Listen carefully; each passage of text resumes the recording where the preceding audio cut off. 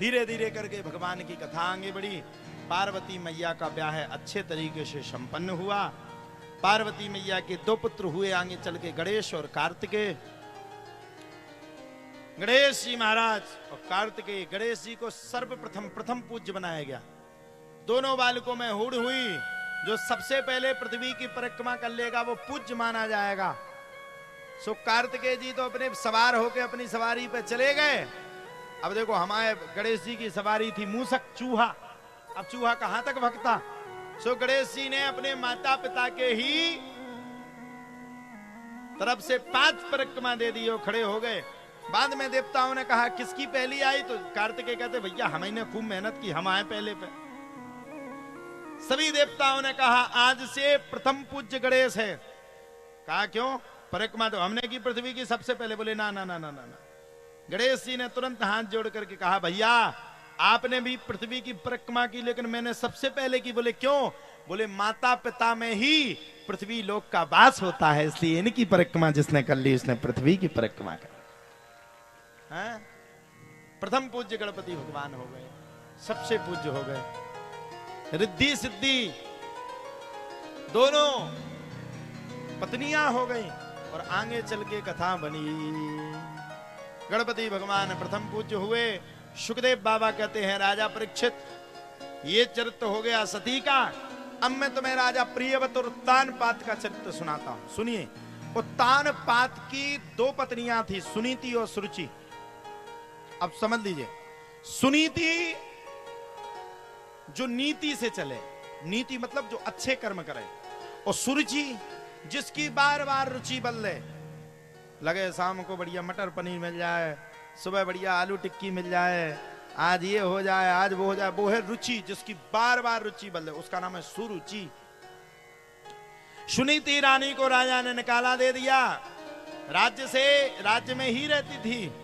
सुनीति रानी की एक संतान हुई जिनका नाम ध्रुव जी महाराज पड़ा। बोलो ध्रुव जी महाराज की जय। सूर्य जी के उत्तम हुए। अब बालक बड़े हुए, दिन प्रतिदिन ध्रुव जी महाराज बड़े हुए। 6 वर्ष की आयु में ध्रुव जी महाराज प्रतिदिन अपनी माँ से पूछे मेरे पिता कहाँ हैं, तो माता रोज रोज बहाना बनाने तेरे पिता तपस्या करने गए। एक दिन ध्रुव जी जिद पकड़ गए, मैया अगर मेरे पिता का अपने पिता नहीं बताया तो मैं भोजन नहीं करूंगा। और देखो मैया, जीवन में 2 हट बड़ी खराब है, एक बाल हट जो बचपन की होती, और एक स्त्री हट जिस हट को स्त्रियां करती हैं। माता ने बार बार समझाया, बेटा तेरा पिताजी जंगल में गए हैं तपस्या करने। बोले आज तो मैं जंगल में भी जाऊंगा, बताओ तुम तो मेरे पिता कहाँ हैं। आप साहब जितना इतना सुना तो सुनीति को बड़ा गुस्सा आ गया। और सुनीति ने कहा जा बेटा, इस राज्य के जो राजा है वही तेरे पिता हैं, तू अपने पिता के पास चली जा, चला जा। ध्रुव जी महाराज दौड़ करके अपने पिता के पास पहुंचे। पिता ने पुत्र को देखा तो अपने अंक से लगा लिया, हृदय से लगा लिया। जब इतना देखा, रानी सुरुचि ने देखा तो ध्रुव जी महाराज को पकड़ करके नीचे फेंक दिया। हट यहां से, मेरे राज्य सिंहासन को लेना चाहता है, तेरी मां ने विधिवत रूप से तुझे पहुंचाया होगा। कह देना अपनी मां से, ये राज्य सिंहासन की एक कौड़ी भी तुझे नहीं मिलेगी। और अगर तुझे राज्य सिंहासन चाहिए तो जा जाकर के भगवान का भजन कर, और भजन में, भगवान के भजन में सबसे पहले मुझे मांग। जब मैं तुझे मिलूंगी, जब मैं तुझे मिलूंगी तभी जाकर के तुझे ये राज्य मिलेगा। अब छोटा सा नन्हा सा बालक, लग गई बात बुरी, पहुंच गया मैया के पास। मैया मैया मेरे साथ बड़ा अन्याय हुआ। मैया ने पूछा क्या अन्याय हुआ? मैया आप पूछो मती, बड़ा अन्याय किया गया, इन लोगों ने बड़ा गलत किया। बोले क्यों? मैया मुझे घर से पकड़ करके मेरी बड़ी मां ने भगा दिया और मुझसे कहती है जा तू तपस्या कर, और तपस्या में सबसे पहले मुझे मांग, तब तुझे ये राज्य मिलेगा। तो मैंने कहा बालक की प्रथम गुरु मां होती है। जाकर के ध्रुव की माता ने भी कह दिया जा बेटा जंगल में जाकर के भगवान का भजन कर और भगवान को पाकर के ही आना। मां की अनुमति पाकर के पुत्र, मां की अनुमति पाकर के पुत्र आगे की ओर बढ़ा और जंगल में भगवान को पाने के लिए निश्चय और निश्चित करके आगे बढ़ने लगा। और जैसे ही पुत्र भगवान को पाने के लिए मन में निश्चय किया और आगे बढ़ने लगा, तब ही नारद मुनि मिल गए। नारद मुनि ने बार बार बहकाया, बेटा कहां जाते हो? बोले जंगल में भगवान का भजन करेंगे। क्या बात करते हो, तुम भगवान का भजन करोगे? बोले हां मैं ही करूंगा। अरे भैया कहां करोगे भगवान का भजन? जंगल में इतने बड़े बड़े पशु हैं, शेर चीता, वो तुम्हें सब खा जाएंगे। और इतने बड़े बड़े संत जिन्होंने 150 वर्षों से तपस्या की, जिन्होंने 200 वर्षों से तपस्या की, उन संतों को, उन महात्माओं को, उन ऋषियों को, उन मुनियों को कैसे तुम पा पाओगे? कैसे जान पाओगे? कैसे तुम समझ पाओगे?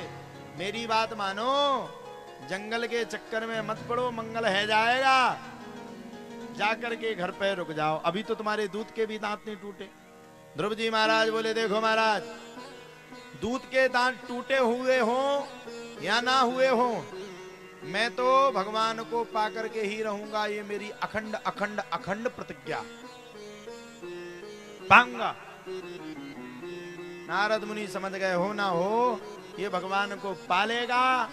नारद मुनि आगे की ओर बढ़े और आगे की ओर बढ़ के महाराज नारद मुनि ने एक सांस में ध्रुव जी महाराज को दीक्षित किया और ध्रुव जी महाराज भगवान को पाने के लिए चल पड़े। अब तो ध्रुव जी महाराज ने भगवान का ऐसा भजन किया, ऐसा जतन किया, ऐसा भजन, ऐसा भजन, ऐसा महीने भजन की मात्र 6 महीने में इतना तेज भजन किया कि भजन के प्रभाव से ऑक्सीजन जिसको कहते हैं सभी प्राणियों के अंदर से वायु को खींचना शुरू कर दिया। पूरे संसार में हाहाकार मच गया। सवरे इंद्रादि 10 दिक्पाल देवता भगवान के सामने पहुंच गया, महाराज ध्रुव को दर्शन दे दो, नहीं तो ये पूरी संपूर्ण पृथ्वी को नष्ट भ्रष्ट कर देगा। तुरंत भगवान दौड़ करके ध्रुव के पास पहुंचे, लेकिन ध्रुव जी महाराज ने अपने नेत्रों को नहीं खोला, क्योंकि ध्रुव जी महाराज के अंदर से भगवान के दर्शन वो कर रहे थे। अंतरात्मा में भगवान के दर्शन कर रहे थे। अपने नेत्रों को ध्रुव जी महाराज ने नहीं खोला। और जब ध्रुव जी